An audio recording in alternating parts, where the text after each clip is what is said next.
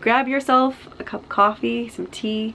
It's time. We need to talk. We need to talk about this. This is progressing in a very positive way, and this person is a part of my life, so it needs to be said.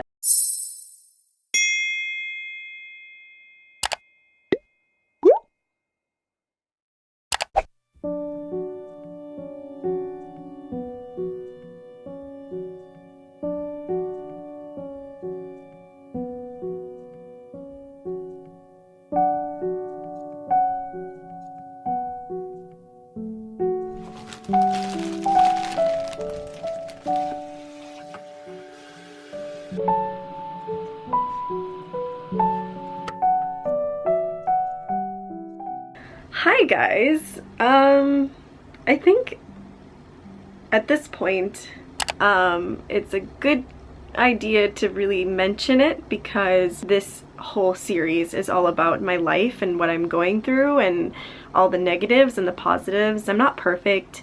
There's a lot of things that I do wrong here, and there's a lot of things that I need to learn to do and grow and just become more of a better version of myself. I want to mention this because I think that it's going to be an impactful thing in my life. We've been talking enough to the point where we've progressed into something more serious, and I hesitated a lot and thought a lot about this because of what had happened to me before. It allowed me to process how bad things really were with the last person that I was with in a long distance relationship. So by the title, you can tell that this is true. This has been completely unexpected and not something that I saw myself doing again or trying. Allowing this relationship to develop into what it is now, I've realized how my last relationship, it wasn't about the distance, it was about the person. If you're in a long distance relationship, anybody who's watching right now, there's a lot of factors that go into it and a lot more effort than there is in a relationship in person. And I think it's one of the hardest things to do, and it's such a test of time. And if the other person is not listening to you or not on the same page or constantly doing things that make you feel bad and they continue to hurt you, then it's obviously something that shouldn't be going on. It's someone that should be in your life for only a season, and that's it. And that was kind of what that last relationship was. And it really heightened my anxiety, and it really heightened those bad feelings, and it turned me into somebody that I didn't like. We didn't make it a year. It was about like 6 months. And it seems very short, but it happened, and it was a very impactful thing that happened to me. This new relationship has changed my perspective on long distance and how it should work. And I'm not saying, you know, I can't tell my future, but I have a lot of confidence in this one compared to what had happened to me before. And I'm very proud of myself for leaving that relationship and getting the courage to break up with that person. It had to happen, and I've been in really bad situations in my life. I was in an abusive relationship years ago when I was in Japan for about a year, and I eventually was strong enough to leave it and see that this was not benefiting me in any way.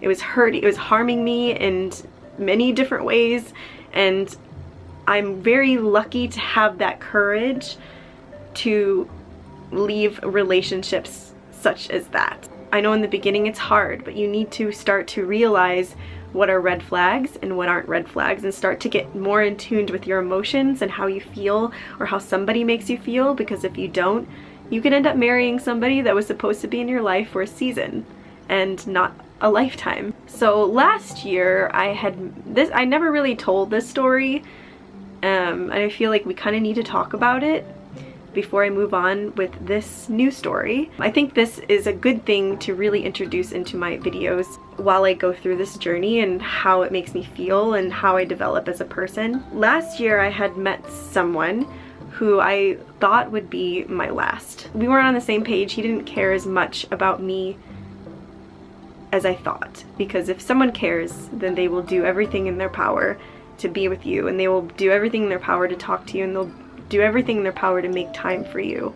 It really broke me at the end of it. We weren't communicating, and that's the problem. And he told me that we were communicating, but we were not, because out of the 6 months that we dated, we video chatted once. Yeah. We video chatted one time in a long distance relationship, and I wanted to talk to him more. And it was just excuse after excuse, and why he can't call, and why he can't video chat, and why this and why that. Why is it so hard to get online and see the girl that you're dating? One time out of 6 months of dating is ridiculous. If you're in a long distance relationship, you should schedule time for each other. I'm the type of person that if I'm in a relationship, I'm very loyal. I give everything to that person. I'm very in touch with my emotions. I'm a hopeless romantic. I believe in falling in love, like really falling in love. When it came to calling on the phone, I think we would call and talk to each other every 3 weeks, maybe. Not even that. And when I kept asking him, I was like, can we call? Can we talk? It got to the point where I think he got a little annoyed because I wanted to call all the time. But we weren't calling all the time. We weren't talking, we weren't communicating. So I wanted that. So I would ask almost every day. At one point I was like, hey, can I talk to you for like 5 minutes? Can I talk to you for 10 minutes? He couldn't. He just couldn't. He couldn't make the time for me. And then there was a point in the relationship where he was like, it blows my mind that you want to call me all the time. And I thought to myself, like at first, like that kind of woke me up. What? Like, it blows your mind that your girlfriend wants to call you? Like, we're trying to make a long distance thing work. Why would I not want to call you? I kind of like sat in my chair, like almost ready to cry. That statement really messed me up a bit. Like, it made me mad. Am I like crazy? Like, I don't know. I want to hear your opinions, because like I'm still lost for words from that. And then after that, that's when I started to feel like, okay, this is very bad. This is very wrong.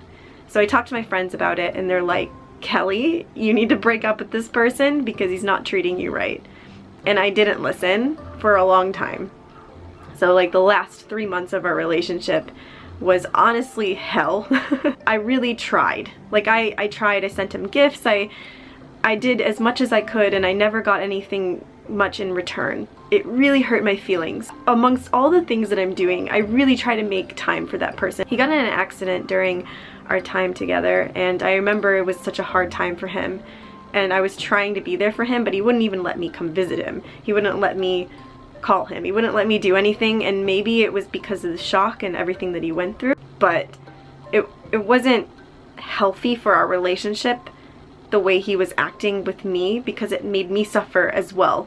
So we were both suffering from all this stuff that was going on in our lives. He was doing other things that you shouldn't do when you're in a relationship, and it was unfair because he made me wait and he wasn't telling me what was going on. There were times where like we wouldn't even send a text. There were days where we wouldn't send a single text. When you're in a long distance relationship, you have to share everything. You have to share the stupid stuff. You have to share. That's what keeps the relationship and the spark going, and we weren't even doing that. I would always send him pictures. I would always tell him what I'm doing. I was always excited about going out to film something. I would send him pictures of myself, but he was doing none of that for me, and it made me feel so emotionally exhausted, because you need to be doing that with each other to make each other feel secure. And I know it sounds excessive, but in this type of relationship, you have to do those things for each other. Another rule of dating long distance is to have an end date. You have to set a date when you're gonna be together finally and end this long distance, which is a very big difference in this one compared to the last one, because there is an end date and we're always sharing things and we're always talking. It's just such a 180 from what I had before, and my anxiety is like non-existent in this. When I met this current guy, I was so connected with him, and I was falling in love with this person, and he had such passion, and he's so creative, and he loves doing similar things that I do, and he has a lot of similar interests, and we think a lot the same, but we have our differences, which is good. It's like a good balance. I was so blown away by this person and how we communicated when we weren't together officially that I was constantly thinking about him, and that's a sign. When you meet somebody and you can't stop thinking about them, That's a huge deal. Out of all of my past lessons and all of my past relationships, I have never felt this way about anybody in my whole entire life. It's very different. And I'm sure some of you are going to be in the comments like, you don't know that. And it's true. It's in reality, you don't know that. But when you have this strong of a feeling and you have this much confidence in something, it's definitely worth exploring. I have to say I've become a lot wiser throughout these experiences. I've been in long distance relationships, I've been in abusive relationships, I've been in good relationships, I've been in bad ones, I've been in so many different relationships. I was scared at first because I was like, it's gonna be the same thing, I'm not gonna feel good about it, he's gonna make me feel like I'm not enough, and I'm gonna get anxious again, I'm gonna freak out again. This time around, the communication is like fire. And that's how it needs to be in long distance. He's giving me so much of his time, and it just was so, my heart felt alive again. And I can't even, there's no words. There's just no words for this person. We're always video chatting. We're always scheduling times to talk and have a date. Like we talk about next week, let's talk at this time. The first time it really started happening where he was really making time for me was when I was shopping for groceries. He just called me out of nowhere, and I was like, my heart was just like, oh my god, it's him.